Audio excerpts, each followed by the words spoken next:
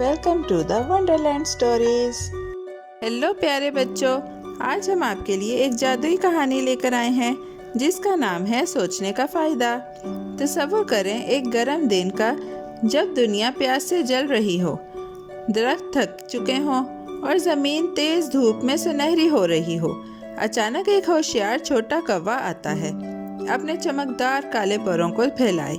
लेकिन अरे बच्चों, इसके हलक खुश्क है और पानी कहीं नज़र नहीं आ रहा। वो कहाँ जाएगा? कौन सा दिलचस्प एडवेंचर उसका इंतज़ार कर रहा है?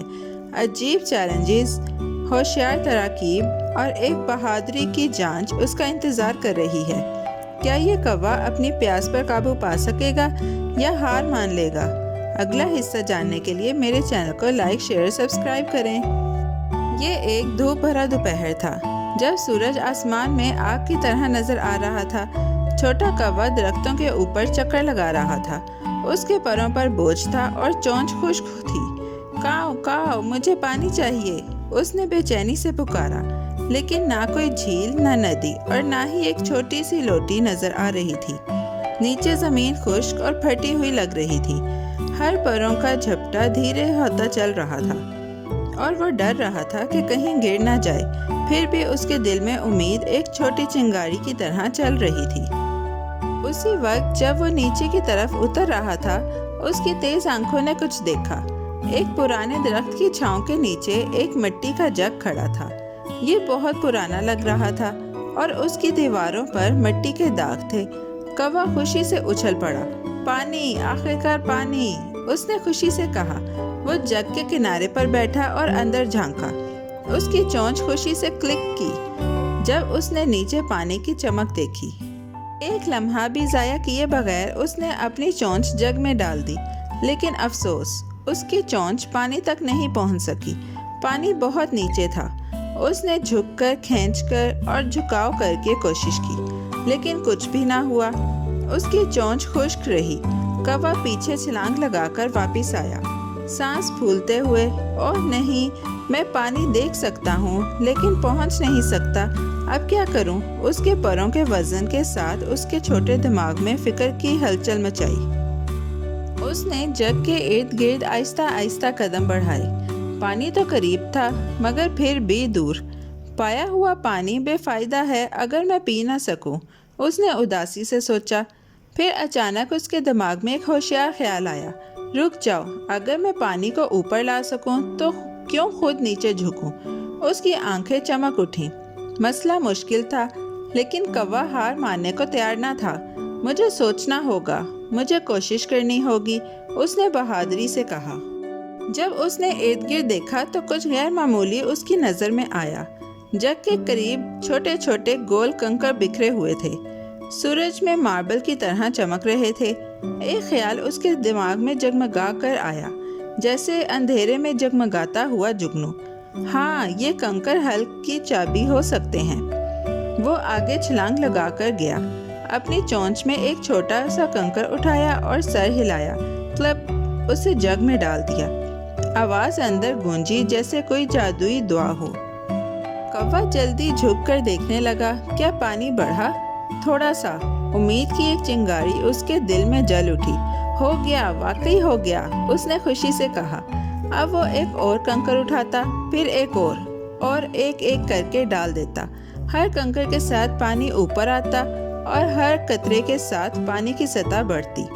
मैं होशियार हूँ, मैं हार नहीं मानूंगा, वो खुशी से परों को फैलाए अपनी होशियारी की मंसूबाबंदी जारी रखता।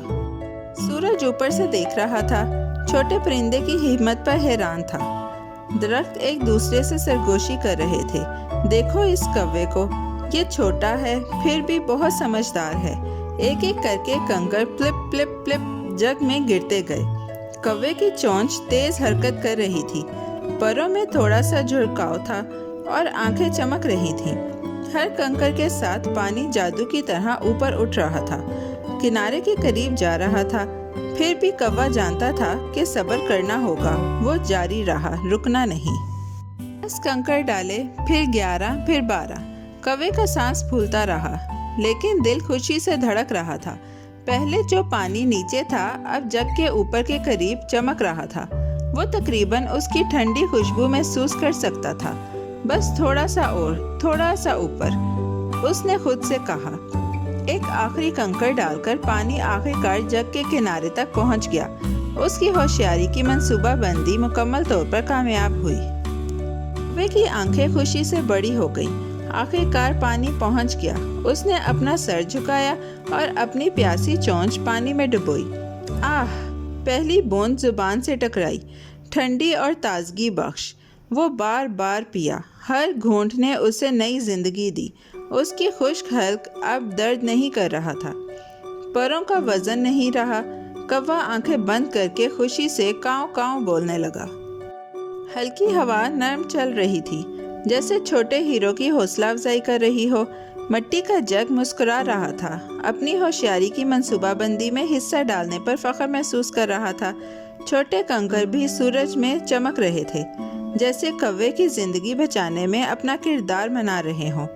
میں تو ایک چھوٹا پرندہ ہوں، لیکن میں نے دماغ استعمال کیا، کوے نے سوچا۔ اور جب ہم دماغ استعمال کرتے ہیں تو کوئی مسئلہ بہت بڑا نہیں ہوتا۔ اس کے پروں میں حکمت اور فخر چمک رہا تھا۔ آخر کار اپنی پیاس بجھانے اور جسم تازہ کرنے کے بعد کوے نے پروں کو پھیلایا۔ اس نے جگ کی طرف ایک آخری نظر ڈالی، پھر روشن آسمان کی طرف اڑ گیا، اوپر اور اوپر۔ وہ دوبارہ آزاد اور خوش تھا۔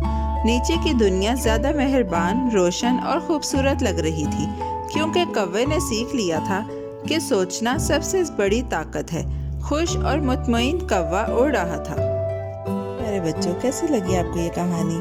ایسی ہی مزیدار کہانیاں سننے کے لیے ہمارے چینل کو لائک، سبسکرائب اور شیئر کرنا مت بھولیے گا۔ Bye bye.